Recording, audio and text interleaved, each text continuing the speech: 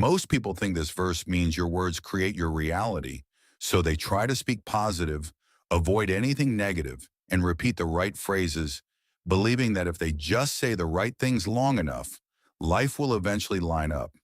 It sounds good, it feels spiritual, and it's been repeated so often that it starts to feel like truth.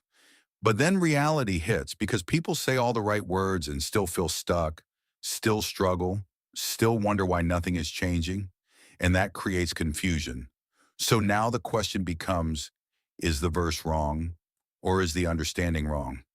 If you've ever tried to fix your situation by changing the way you speak, telling yourself to stay positive, forcing yourself to say better things, but deep down nothing actually shifted, then you already know something is off. Because the problem was never just your words. Listen carefully to what Proverbs 18:21 actually says. Death and life are in the power of the tongue, and those who love it will eat its fruit. That is not describing magic, it is describing outcome. Your words carry power because they produce something over time. And the part that most people ignore is the second half. Those who love it will eat its fruit, which means the way you consistently speak will eventually become the life you experience.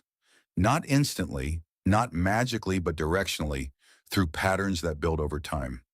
But here's the part that changes everything. Your mouth is not the source, your heart is. Jesus made this clear in Matthew 12:34 when he said that out of the abundance of the heart, the mouth speaks, which means your words are not random. They are not just habits, they are evidence. They reveal what has already been built inside of you. So when someone constantly speaks doubt, fear, frustration, or negativity, the real issue is not the words themselves. The words are exposing something deeper that has not been dealt with. And this is where people get stuck because they try to clean up their speech without changing what is feeding their heart. They try to sound right while still thinking the same way, reacting the same way, believing the same things. And eventually the real condition inside of them comes back out through their words. That is why someone can say all the right things in one moment and then under pressure, everything falls apart because pressure doesn't create what is inside, it reveals it. Think about how this works in real life, not in theory. A person keeps saying nothing ever works for them, and at first it sounds like frustration, but over time it shapes how they see opportunities. It lowers their expectation, it changes how they respond to challenges, and eventually they stop taking action altogether. That pattern produces a result, and now they are living in the fruit of what they have been speaking. Now take someone else who speaks with clarity and responsibility, not fake positivity, but truth rooted in faith and action. And even though they face the same challenges, they respond differently, they move differently, they keep going when things don't look right, and over time that produces a completely different outcome. Same world, different direction, different fruit. This is exactly what James 3:5-6 is warning about when it describes the tongue as something small that can set an entire forest on fire. Because your words are not just expressions, they are steering mechanisms, and over time they determine the direction your life takes. So now the real question is not how do you control your words, but how do you change what is inside of you that keeps producing those words? Because this is where most people stop. They feel convicted, but they don't know what to do next. And without a path forward, nothing changes. But Scripture does not just expose the problem, it gives a solution.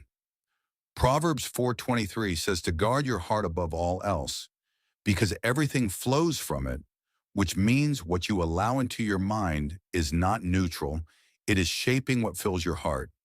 And whatever fills your heart will eventually come out of your mouth. Then Romans 12:2 says to be transformed by the renewing of your mind.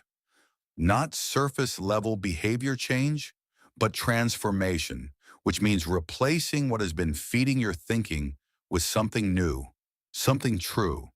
And Jesus makes it clear in John 15:3 that you are made clean through the word, which means truth is what resets what is inside of you. So the pattern is simple. but not easy. What you let in shapes your mind. What shapes your mind fills your heart. What fills your heart controls your words. And what your words consistently produce becomes your life. That is Proverbs 18:21 in motion.